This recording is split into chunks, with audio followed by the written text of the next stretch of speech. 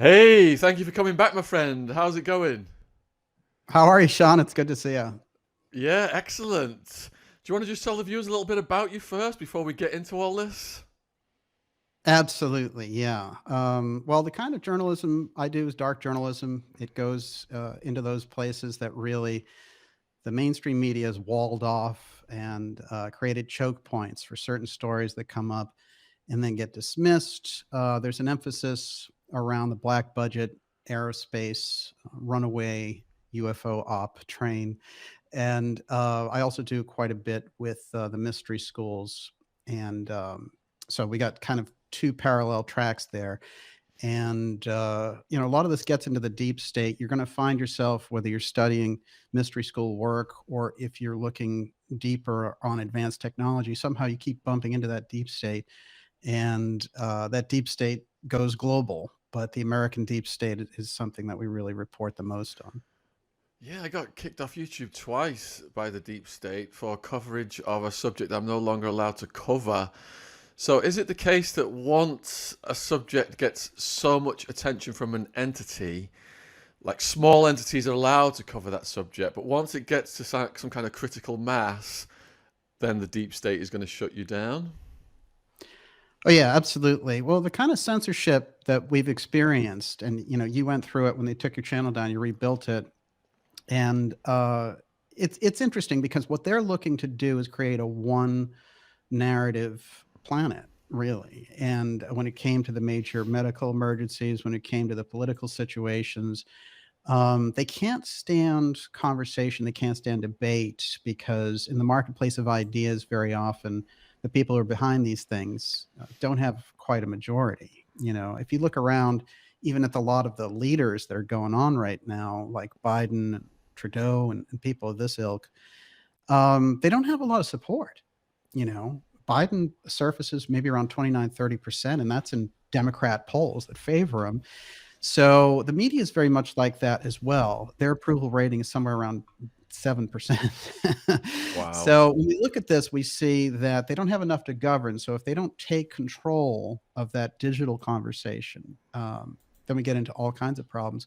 Of course, when they do that, they also run the risk of exposing themselves as a kind of McCarthyite censorship.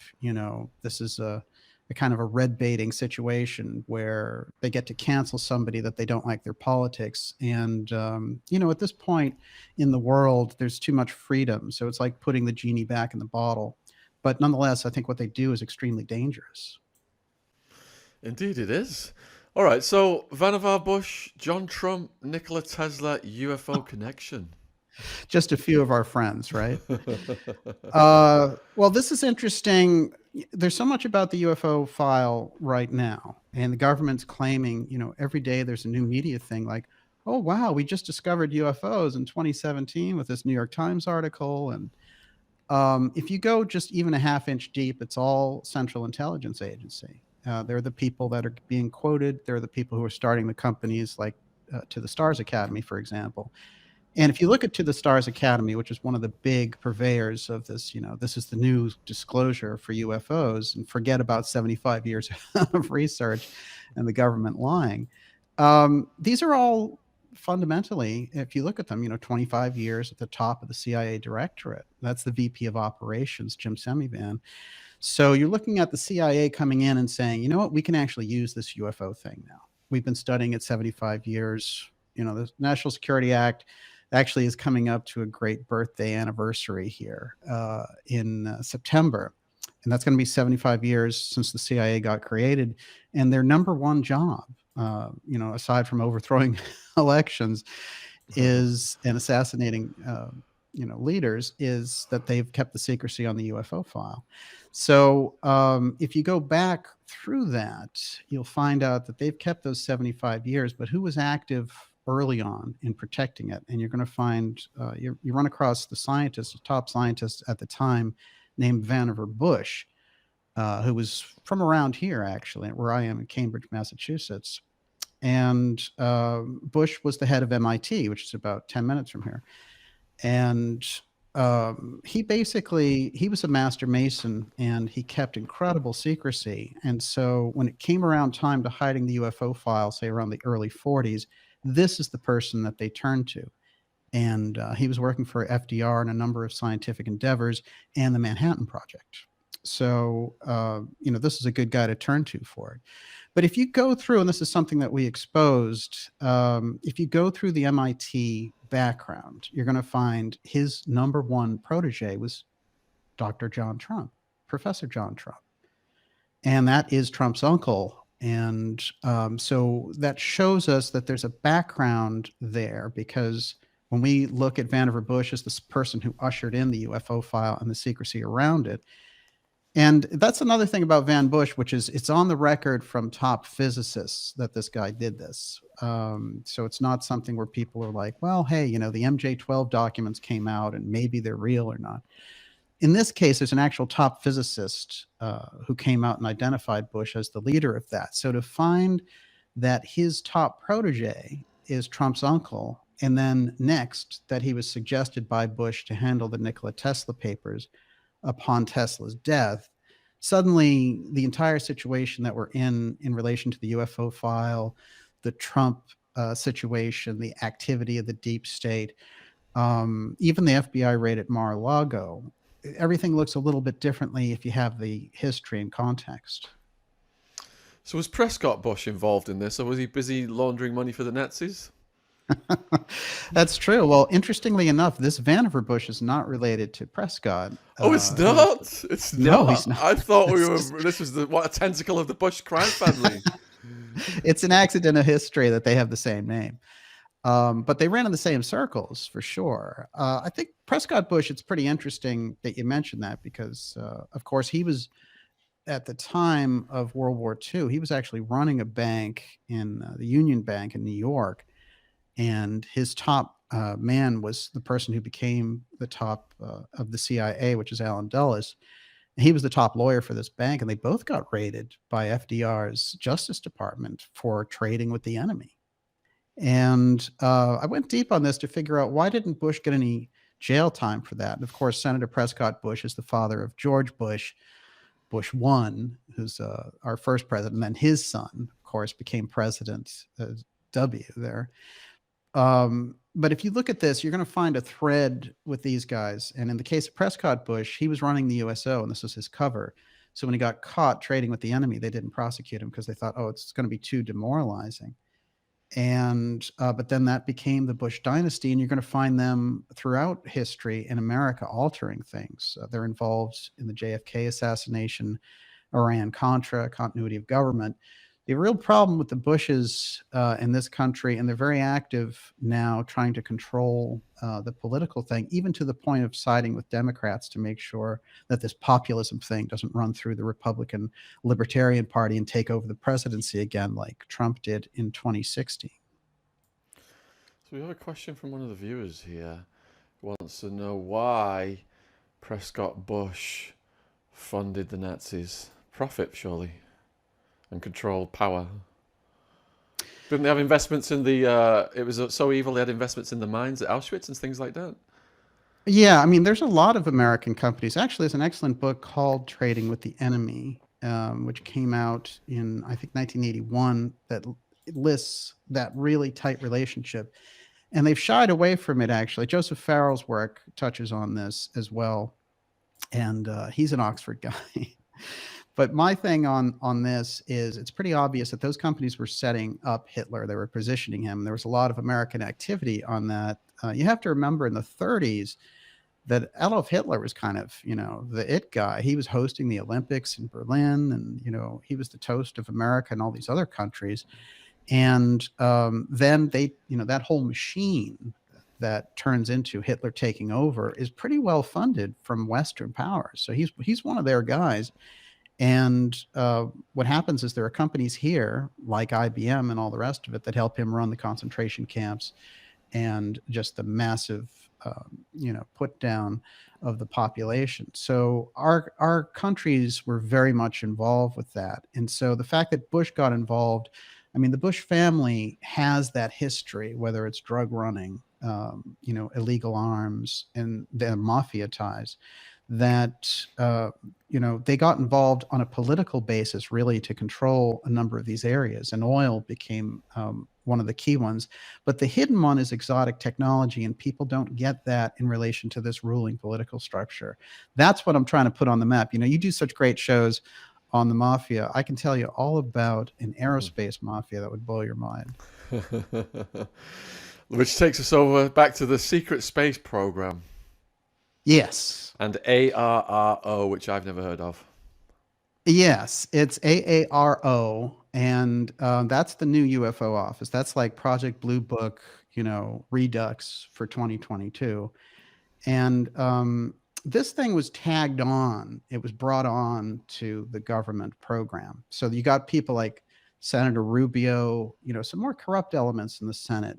Kirsten Gillibrand is another one in New York. Those are Democrats and Republicans working together to get this. And it's unusual, but what they want to do is create a UFO threat operation through the intelligence agencies and create the kind of environment where, oh, there are aliens attacking us. We need all your money, and we need to blow away the traditional constitutional rules because we have this threat. Now, if you look at the things that they do in relation to emergency powers, you're going to find, the UFO threat is the ultimate card that they have in their back pocket. And that's why you're hearing so much about it, because they need emergency powers. They don't have the powers of the governed. And after the fiasco with the medical emergency and the things that they put in there with lockdowns and everything else, the popularity around these people has dwindled pretty dramatically. So the emergency powers piece is dramatic. What's bigger than a UFO emergency? That's what that AARO is all about. It's a new office. It's funded through the National Defense Authorization Act. So this is, just think of that as me saying they funded it through blackmail.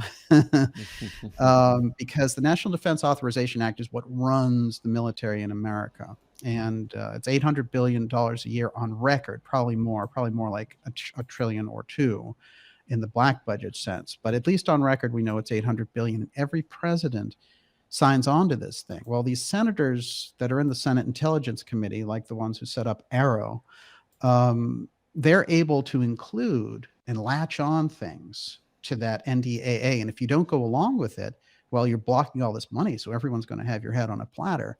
So they've been running this AARO and the emergency powers directly through the National Defense Authorization Act. And every president, whether it's Trump or Biden or Bush or Obama, signs that thing. And it is completely unanimous in Congress. There's nobody who says anything. So when they say, oh, we have gridlock, we have these parties fighting each other, it's terrible. Well, these guys all get together for 800 billion at the end of every year. So don't believe it. Where does it go? It goes to the military. It's the DoD, and that includes their black projects. And now they have a UFO office, which is going to be UFO defense. So in order to have a defense, you need an enemy. And they figure, well, Iran, it's not really going to do it. They've got Russia, which they've been engaged in really ticking them off by putting NATO on their doorstep. And now you have Russia going in with Ukraine. So you have that, but they really need a big enemy and to get the kind of funding that they want. And the CIA has been working on this for decades. And now their people come out, they don't even have covers for them. They're like, I'm a CIA guy. And in the case of Semivan and another one named Ramirez, who's all over the place, John Ramirez and Jim Semivan, they come out and they say, well, we've actually had experiences with aliens. We've been taken aboard ships and things. These are CIA guys, like high-level CIA people. So in my opinion, they're building a kind of psychological operation that we haven't seen before. And so the situation is dangerous and involves real money. So is it on the same basis as the Halliburton Dick Cheney scam that all these billions of dollars end up in the pockets of the people running these defense companies, attack companies? Well, the defense contractors have to be satisfied. That's part of the aerospace mafia. Actually, Lockheed Martin, Boeing, they're all included in there, and they're the ones who make the nuclear weapons. They're the ones who make our tactical weapons. They're the ones who make the rockets, and they're the ones who are controlling the space program and data. So if you want something, if you want a whole database of Americans who are protesters, for example. The government doesn't hold it. Lockheed Martin holds it and lends it to the government. So it's kind of interesting. What we need to do, I think, when we look at this, if you look at a case like Cheney and Halliburton and the way that they were able to do this, Cheney's very interesting because he was part of this program of setting up the continuity of government program. And this is what I think they're planning to use for the big emergency threats. And a continuity of government is budgeted every year, billions of dollars. It's a completely hidden program in the United States. It does have links to Great Britain. And one of the things that they've been doing with the emergency powers around this is creating a whole scenario of this Northcom commander, which is the Northcom is the military command since 9/11 that controls America. And this guy that they have in charge there now it talks openly about UFOs, which is odd. None of them have before. But in the case of them saying, well, we have an emergency and the continuity of government needs to be activated, this got to take over. And so I try to put him on the record. He's General Van Herk. He's the head of Northcom. And he's slated to take over America with a bunch of regional governors and suspend the Constitution if there's an emergency. So originally, those guys in the government, like Eisenhower, JFK, they set it up if there was a nuclear emergency because we were in a Cold War. And they figured, well, you need this underground government for this. But in fact, they changed that. And Cheney was one of the people who changed it to just any emergency. So, cyber attack, continuity of government, here we go. So COG is something we need to catch up on really fast. This is something that has no oversight in Congress because it's too secret. And when we talk about the secret space program, it's pretty simple. I'm going to put it to you this way. If you look at the secret space program, in 1972 is the last time that we had a manned moon mission. That's 50 years out. So what do you do for 50 years in between? There's no manned programs for 50 years. No, there's definitely manned programs. You just don't talk about them anymore. So they've taken those same rules that they set up for the continuity of government program and they've applied them into space. So that's the nature of the situation we're looking at. When we see the secrecy, you're surrounded by secrecy. And what they're doing is they're getting us caught up in, oh, isn't the Ukraine thing? Or I'm pro-Russia, whatever it is. And they'll get you bogged down in a number of social issues. This is how the media works. So you don't talk about what's really going on. So you mentioned then manufacturing enemies to siphon off billions of taxpayers' money into these defense companies. I mean, how dangerous a game is that in a nuclear era? Oh, it's extremely dangerous with this group because when I talk to people who've been in government, their typical response is the neocons will get you killed. And the neocons have now moved into the Democratic side. They used to be so cozy with the Republicans. And then it became popular in Republican things to say, well, I'm getting out of foreign wars. And so now the Democrats are all like, hey, we need to go in there and face off against Russia. Well, Russia's a nuclear powered nation. I mean, this is ridiculous. They have nuclear weapons. And the idea of having an actual shooting war with them is the worst decision that you could possibly make. Besides leaving hundreds of billions of dollars behind for Afghanistan, they did this, which is they left these really high-end weapons behind there and just took off. But I think the Russian situation is particularly unique because they're on the same level with us. This is the piece that's never talked about. They're on the same level with us on the UFO file, and this is where the real battle is. Forget about a lot of the things that we hear, like, oh, there's anomalies in the air, and Congress is dealing, getting to the bottom of this. That's all ridiculous. They've worked on the program. They figured out for 75 years this advanced exotic technology, whether it's off-world or something that was created here, they know it. They know it inside and out. So the idea that they've just discovered it and, that the CIA is going to kind of bring us to Jesus is really stretching the truth. So the UFO piece becomes a dangerous aspect of what they're doing. Also, because what they're trying to do is rush this so that they can maintain control and have an enemy. And they're trying to get everyone on board. They're like, well, they've had all these movies and TV shows about UFOs, so they shouldn't be so surprised when they get our version of this thing. And that's where they're going. And I think dangerous is the word, just like you coined the word there. Which leads us on to CIA Homeland Security disclosure versus real disclosure. Well, that's exactly what we're talking about. Absolutely. So, what we're faced with in the media now is Central Intelligence Agency disclosure. So today, pick up Twitter or pick up The Hill or New York Times, and you'll find a little thing about, wow, Congress just said that UFOs are actually not man-made. So the only conclusion left is they're extraterrestrial. Gee whiz. So they blocked the issue through the CIA and the media for 75 years. And then when they want it out, they've got this version of a threat idea. They create this phony office, AARO, and they've got the director of national intelligence in charge of it.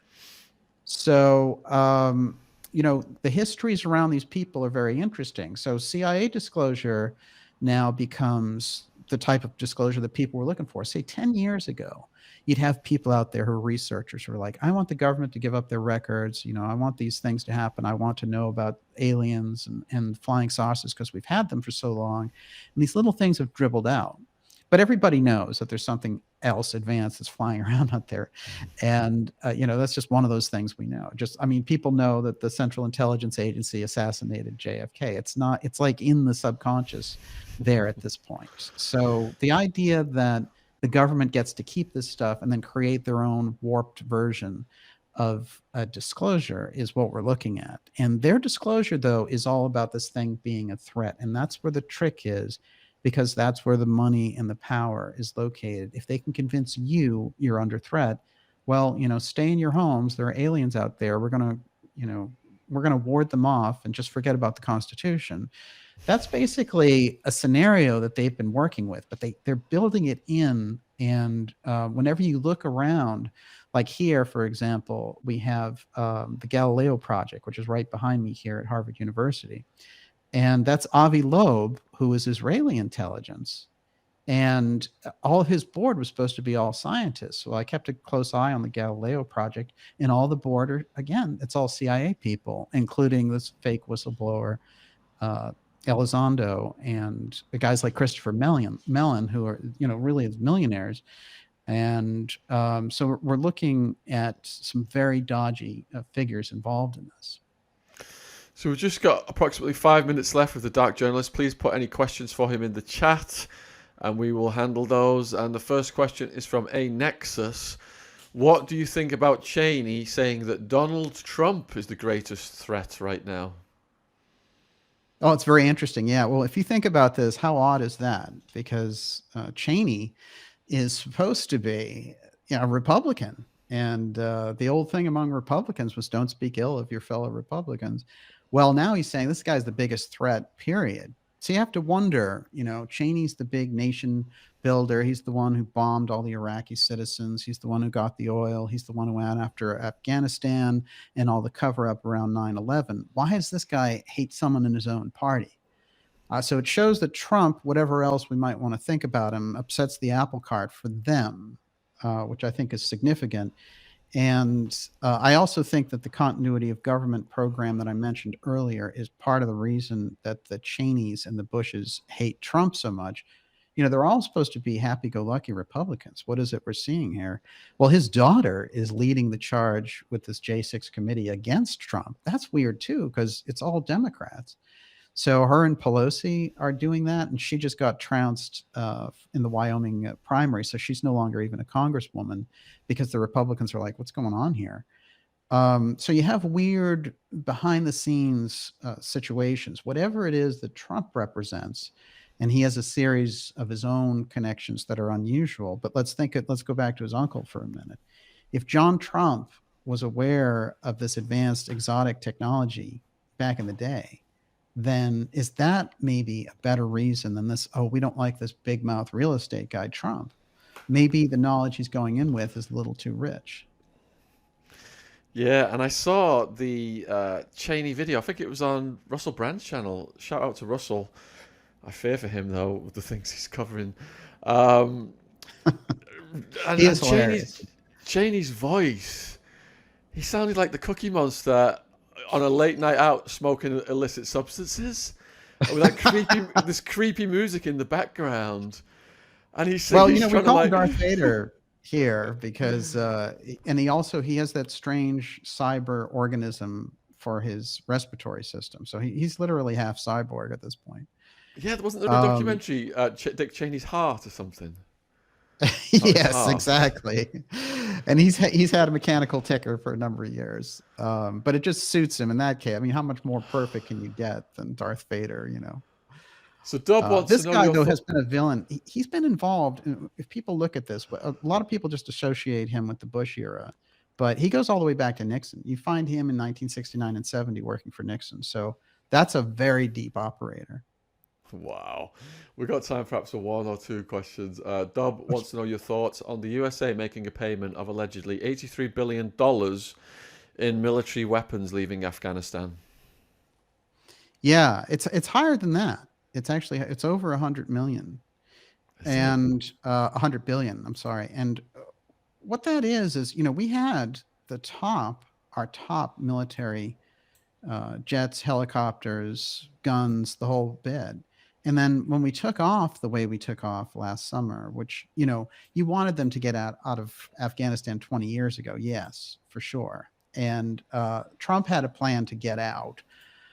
What's weird is if you look at that, it's actually Obama who added 40,000 troops. It's strange, isn't it? When you look at that, he's supposed to be like the Democrat, and you'd think he'd be drawing things down, but he added troops. So Trump gets the levels down, and then when Biden comes in, they take off. They literally just run out of there and they leave behind this advanced weaponry, which means the Taliban, which is the original group, who started 9/11, supposedly, that ridiculous story about these guys in a cave with remote control, cell phones talking to box cutter guys here. I mean, the stories don't add up. And the idea that these guys could take down a national defense system in the air that had been built to fight the Chinese and the Russians by just showing up on these planes and taking them over, it doesn't happen. And the idea of flying planes into the Pentagon, you'd never see it. They're too well guarded. You can't even bicycle close to the Pentagon. So you're not going to fly a plane in there. Which is bringing us into dangerous territory on YouTube. So we're going to go over to Patreon. Russ has sent a question in, which we'll answer on Patreon. It's about the Order of the Nine Angles. And we've also got Kevin Annette on, who is an expert in the Catholic Church, Order of the Nine Angles, that kind of stuff. He's coming on later on Patreon. So, and the link is in the description box below this video. Dark Journalist, please tell the viewers where they can find you and support you. Thank you. It's been great to be here. Yes, it's darkjournalist.com. That's where all the shows are. On YouTube, of course, the X series is something we do every Friday night. And you just look up Dark Journalist X series and we'll be there. Oh, brilliant. And I will see you momentarily, my friend. Take care. I'll be there. Cheers. Bye.